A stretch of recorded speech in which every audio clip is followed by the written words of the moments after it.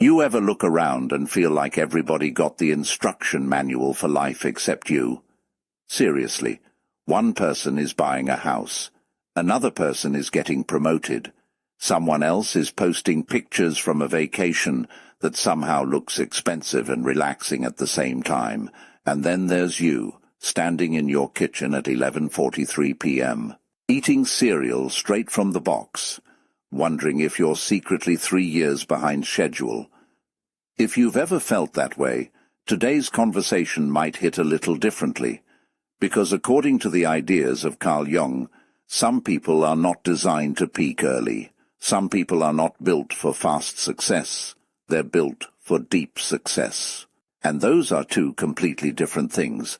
The funny thing is, society treats life like a race. Everybody is sprinting. Everybody is comparing. Everybody is checking where everyone else is. Meanwhile, a certain type of person is moving through life feeling completely out of sync. Not because they're lazy, not because they're incapable, not because they lack talent, but because they're busy asking questions most people never stop long enough to ask. Questions like, who am I really? What do I actually want? Why does success that impresses everyone else not impress me? And that's where things get interesting. Because Jung believed that some personalities spend the first half of life building something invisible, something nobody can see, something nobody applauds, something that doesn't look impressive on Instagram. They're building themselves. Now I know. That sounds nice. But when you're watching your friends move ahead while you're still trying to figure out your purpose, it doesn't feel nice. It feels frustrating. It feels confusing. It feels like showing up to a movie 30 minutes late and pretending you know what's happening. You smile. You nod. But inside you're thinking, what in the world is going on? And here's the crazy part. Many people who later become incredibly fulfilled spend years believing they're failing. Years, not weeks, not months. Years. Because their growth doesn't happen outwardly first. It happens inwardly first. And inward growth is sneaky. Nobody throws a party because you became more self-aware. Nobody gives you a trophy because you healed an old wound. Nobody sends congratulations because you finally stopped pretending to be someone you're not. Yet those things often matter more than any promotion, more than any title, more than any achievement. Jung had a word for this process. He called it individuation, a fancy word that basically means becoming who you actually are, not who your parents wanted, not who society wanted, not who your friends expected. You, the real you. And here's the thing nobody tells you. That journey is messy. It's awkward. It's confusing. It's like trying to assemble furniture without the instructions. You think you've got it figured out. Then suddenly you're holding 3 random screws, wondering where everything went wrong. Can anybody relate to that? If so, drop a comment below and tell me, have you ever felt like you're moving through life on a different timeline than everyone else? I genuinely want to know, because I think more people feel this way than they admit. They just don't talk about it. And maybe that's why you're here today. Maybe you've spent years feeling different. Maybe you've always felt a little out of place, like you could never fully fit into the mold everyone else seemed comfortable wearing. Maybe you've wondered if something was wrong with you. What if the opposite is true? What if the very thing that made you feel behind is the same thing preparing you for a life most people never experience, a life with depth, meaning, wisdom, authenticity? Because here's something I've noticed. The people who bloom early often spend the rest of life protecting what they've built. The people who bloom late spend the rest of life expanding. Big difference. One is maintenance, the other is growth.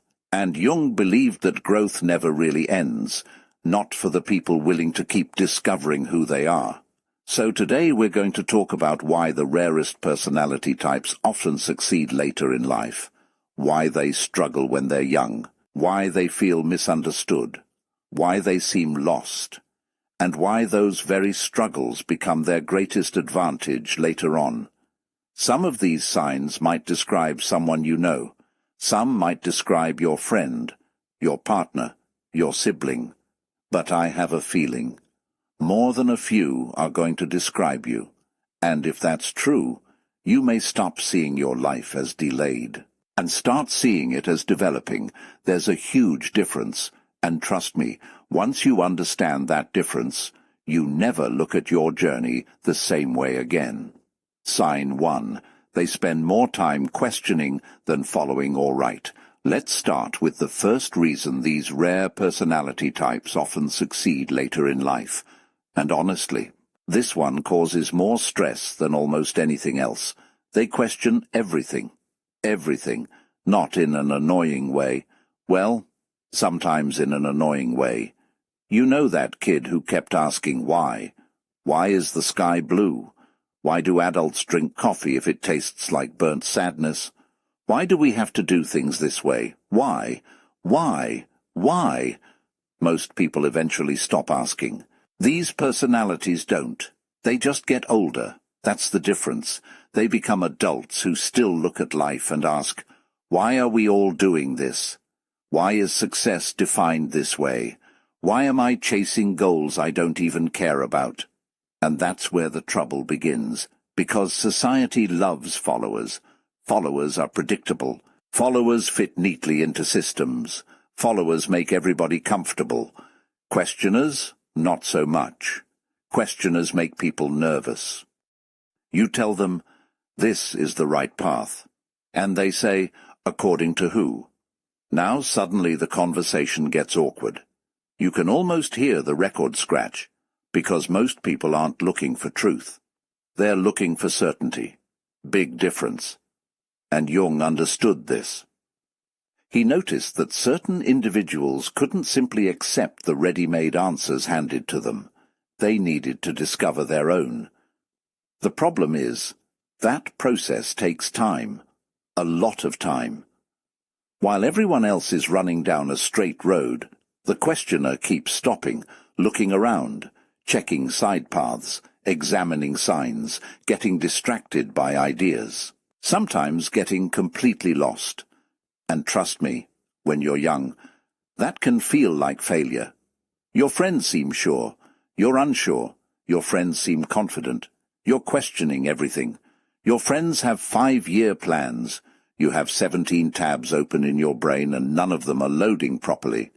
It's frustrating, but here's what happens later.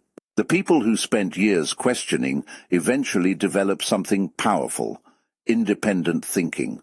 And independent thinking becomes incredibly valuable with age, because life eventually throws everybody a curveball. Everybody. The confident guy, the successful woman, the person who looked like they had everything figured out. Life shows up one day and says, "Good morning. Everything is changing." And suddenly all those borrowed answers stop working. That's when the questioner has an advantage. Because they've spent years adapting, years exploring, years learning how to think instead of what to think. And that's a superpower. You know what's funny? Some of the wisest people I've ever met looked completely lost in their 20s. Absolutely lost. If you met them back then, you'd probably think, this person needs a map, maybe 2 maps, and a flashlight. But later, they're the people everyone goes to for advice. Because while others were collecting achievements, they were collecting understanding. And understanding ages really well, better than status, better than trends, better than popularity. Popularity expires faster than milk. Understanding lasts. So if you've spent years feeling like you're overthinking everything, there's a good chance you're not broken. You're developing a skill most people never develop, the ability to think for yourself.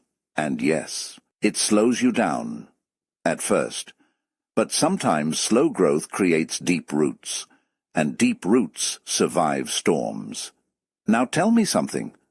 How many of you were the kid who always asked too many questions? Be honest, were you that kid? The one driving teachers crazy? The one making family members sigh dramatically. The one who heard an answer and immediately came back with 3 more questions? If that's you, welcome to the club. Membership is free, confusion is included, but the long-term benefits are surprisingly good. Because the rarest personality types aren't usually trying to fit into the world. They're trying to understand it. And that takes time. A lot more time than most people realize. Which brings us to the second sign. And this one is huge. Because it's the reason so many of these people spend years feeling like outsiders, not because they want to be different, but because pretending to be someone else eventually becomes impossible. Let's talk about that. Sign 2. They can't fake it forever. Now this one is going to make some people laugh, because if you're this personality type, you've probably tried to fit in. You've really tried. You wore the mask. You said the right things. You followed the script. You played the role. For a while. Then one day, your soul basically said, nope. And everything fell apart. Anybody know that feeling? You spend years being the version of yourself everyone likes. Then suddenly, you're exhausted. Not physically, emotionally, mentally, spiritually. You wake up one morning and realize, I don't even know who I'm performing for anymore. That's a scary moment, but it's also an important one. Jung talked about something called the persona, the social mask, the version of ourselves we show the world. And here's the thing. Everybody has one. Everybody. The problem starts when the mask becomes your entire identity. That's when people lose themselves. These rare personality types struggle with that. Not because they're rebellious, not because they're difficult, but because something inside them keeps pushing for authenticity, even when authenticity is inconvenient, especially when it's inconvenient. And let's be honest, authenticity can be expensive. Sometimes it costs approval. Sometimes it costs comfort. Sometimes it costs relationships. Sometimes it costs opportunities. That's why many people avoid it. It's easier to keep pretending, at least for a while. But these personalities eventually hit a wall, a big one, the kind of wall where you sit alone and think, what am I doing with my life? And that's not a fun conversation. Nobody puts that conversation on social media. Nobody posts, having an identity crisis. Wish me luck. But those moments often become turning points, because once you stop pretending, you finally have a chance to build something real, not impressive, real. And real things take longer. Think about it. A fake plant looks perfect immediately. A real tree takes years. Which one would you rather be? Exactly. The funny thing is, when these people finally stop trying to fit in, their lives often improve dramatically. Not overnight, but steadily, because all that energy they spent performing can finally be used for growing, and growth changes everything. You stop chasing validation.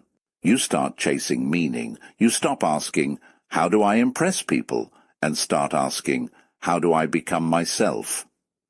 That's a completely different journey. And yes, it's slower, but it's worth it. Because eventually something amazing happens.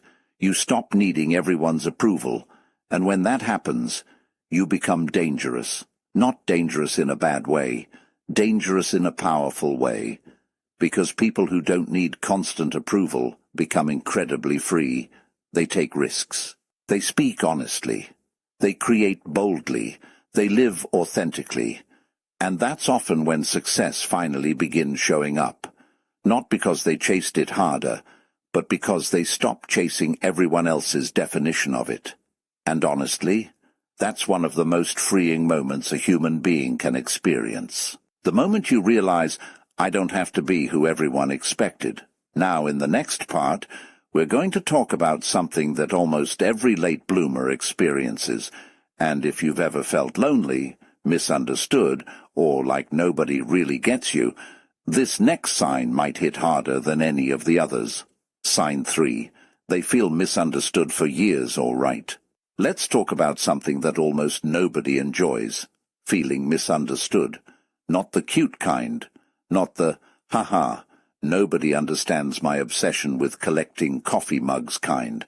I'm talking about the deeper kind, the kind where people hear your words, but somehow miss your meaning.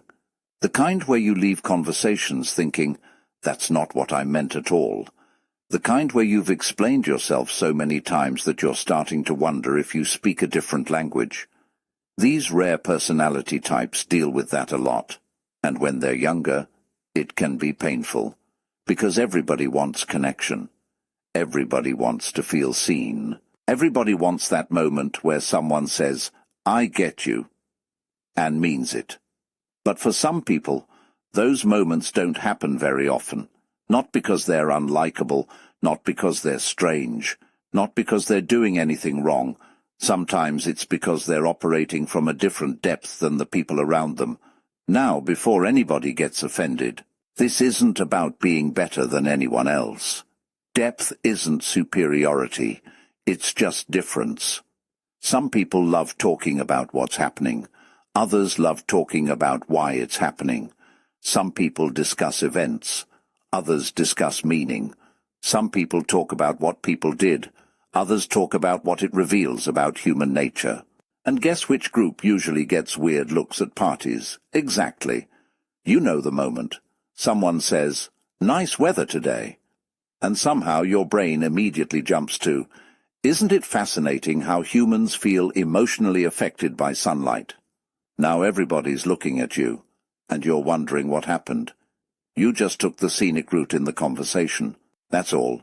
But this tendency often makes people feel isolated when they're young, because finding your people takes time, a lot of time. And when you're younger, you often assume the problem is you. You think, maybe I'm too quiet.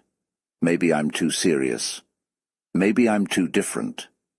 Meanwhile, the truth is much simpler. You're trying to have conversations with people who aren't asking the same questions you are, that's all. And Jung understood this feeling, because he spent much of his life exploring things many people considered strange. Dreams, symbols, the unconscious mind, inner transformation, the kinds of topics that make some people lean forward with excitement and make others slowly back away toward the exit. But here's what happens later in life, something beautiful. You stop trying to be understood by everyone, and you start focusing on being understood by the right people. Huge difference, massive difference. Because trying to get everybody to understand you is exhausting. It's like trying to explain your favorite song to someone who forgot their headphones. Eventually you realize, not everybody is supposed to understand everything about you, and that's okay. The older these rare personalities get, the more they attract people who resonate with them naturally, people who appreciate depth, people who enjoy meaningful conversations, people who don't panic when discussions get real. And suddenly, the loneliness starts shrinking. Not because the world changed, but because they found their tribe. And here's something funny. Many of the people who felt like outsiders in their 20s become magnets in their 40s and 50s. Why? Because authenticity is attractive. Wisdom is attractive. Self-awareness is attractive. Not in the movie star sense. In the human sense. People trust them. People feel comfortable around them. People seek their advice. And the very thing that once made them feel different becomes the thing that makes them valuable. Funny how life works like that. The qualities that create loneliness early often create connection later. Now, if you've ever spent years feeling misunderstood, I want you to remember something. Being misunderstood isn't always evidence that you're wrong. Sometimes it's evidence that you're early. And that's a completely different story, which brings us to another trait that changes everything. And honestly, this next one might be the biggest reason these personalities succeed late, because while everybody else is chasing speed, they're accidentally developing wisdom. Sign 4. They learn from everything, and I mean everything. Success? They learn from it. Failure, they learn from it. Embarrassing moments they still remember from 2014 at 2 a.m., especially those. You know exactly what I'm talking about. You're lying in bed. Everything is quiet. Life is peaceful. Then your brain suddenly says, "Remember that awkward thing you said 7 years ago?" And now you're staring at the ceiling. Wonderful. Thank you, brain. Very helpful. But here's the interesting thing. Most people try to forget uncomfortable experiences. These personalities study them, not because they enjoy suffering. Nobody enjoys suffering. Well, almost nobody. But because they're naturally reflective. They want to understand. They want meaning. They want lessons. And over time, that creates something powerful. Wisdom. Not knowledge. Wisdom. There's a difference. Knowledge is knowing a tomato is a fruit. Wisdom is knowing not to put it in a fruit salad. Very different skills, and life rewards wisdom, especially later in life, because eventually everyone encounters situations where information isn't enough. You need judgment, you need perspective, you need emotional intelligence, you need experience. And these rare personalities quietly collect those things year after year. Sometimes without even realizing it. Every heartbreak teaches them something. Every disappointment teaches them something. Every wrong turn teaches them something. Every mistake becomes material. And eventually all those lessons start connecting together, like puzzle pieces. Suddenly, experiences that seemed random begin making sense. The breakup, the failure, the rejection, the confusion, the years of feeling lost, all of it contributed something, all of it shaped them, all of it prepared them. Now here's the part nobody likes hearing. This process takes time, lots of time, which is exactly why these people often appear to succeed later. They're building something beneath the surface, something invisible, and invisible growth doesn't get applause. Nobody claps when roots grow. People only notice when the tree gets tall. But without roots, no tree. Without inner growth, no lasting success. And that's one reason Jung believed psychological development becomes increasingly important as we age. Because eventually external achievements stop being enough. You start wanting something deeper. Meaning, purpose, fulfillment, connection. And the people who spent years developing internally are often better prepared for that stage of life. They've already been asking those questions. They've already been doing that work, which means when others begin searching for meaning, they're already several steps ahead. Now, don't misunderstand. That doesn't mean their lives are perfect. Nobody's life is perfect. Anybody who says otherwise is probably trying to sell you something. But it does mean they often navigate life's challenges with greater depth. And depth becomes incredibly valuable over time. In fact, the next sign is something almost every late bloomer experiences. And if you've ever felt like your biggest weakness somehow became your greatest strength, you're going to relate to this one immediately. Because these personalities have a strange habit. They turn pain into power. A sign 5. They turn pain into power. All right. This is where things start to get interesting, because if you've been following along so far, you might have noticed a pattern. These rare personality types don't avoid pain. They don't escape it. They don't pretend it's not happening. They sit with it, and then somehow they turn it into something useful. Not immediately, of course. At first it just hurts like everyone else. Let's be honest. Nobody is sitting there during heartbreak saying, "Ah, yes, character development loading." No, it's more like, why is my chest doing this weird thing, and why does everything remind me of that one conversation I shouldn't have had? Yeah, that's more accurate. But here's what's different. Over time, these personalities don't just feel pain.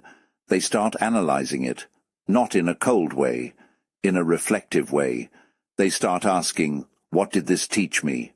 Why did this affect me so deeply? What part of me is being revealed here? And slowly, something shifts.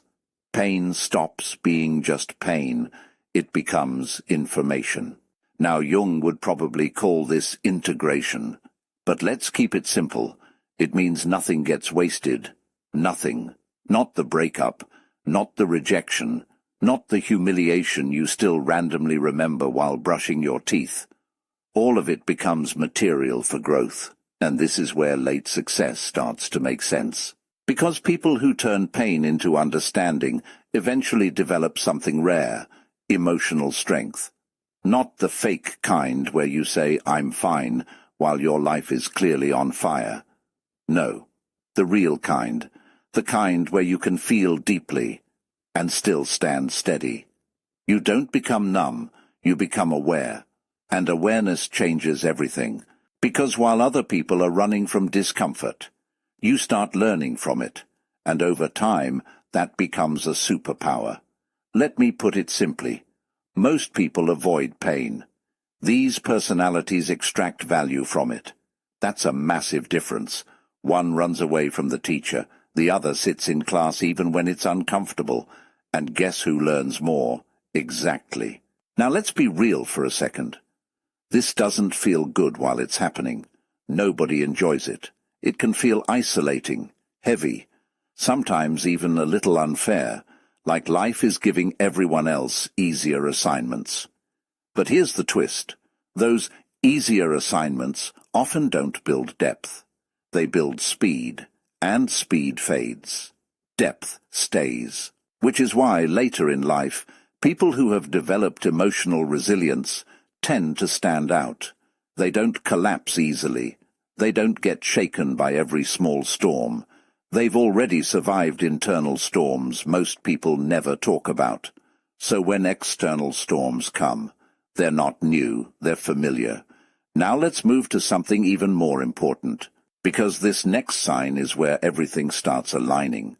This is the moment where all the confusion, all the delay, all the "why is my life like this?" finally starts to make sense. Sign 6. Their success doesn't follow a linear timeline. All right, let's talk about timelines, because society loves timelines. By 20 you should be figuring things out. By 25 you should be successful. By 30 you should be stable. By 35 you should be established. And by 40, apparently, you should be a perfectly optimized human being with zero confusion, no emotional chaos, and a houseplant that never dies, which is hilarious, because that's not how real life works, especially not for these personalities. Their journey looks nothing like a straight line. It looks like progress. Pause. Confusion, insight, reset, breakthrough, silence, chaos, clarity, repeat. It's messy, it's non-linear, it looks like they're behind, until suddenly they're not, and everyone else is confused. Because while others were climbing steadily, these personalities were building something underground, invisible progress, private development, internal upgrades, and then one day, it all connects. Like someone finally plugging in the last piece of a machine that's been quietly assembling itself for years. And suddenly things start working. Opportunities show up. Skills click. Confidence stabilizes. Clarity arrives. But it doesn't feel like luck. It feels like recognition. Like something finally aligning after a long delay. Now here's the part people miss. Late success isn't random. It's accumulated. Every confusing year was not wasted. Every detour was not failure. Every pause was not stagnation. It was preparation. But preparation doesn't look impressive. That's the problem. Nobody claps for preparation. They clap for results. So during the preparation phase, these personalities often feel invisible, overlooked, undervalued, sometimes even forgotten. But internally, they're changing. Deeply, and when that internal structure becomes strong enough, external success starts to feel almost inevitable, not because the world suddenly changed, but because they finally became ready for it, and readiness matters more than timing.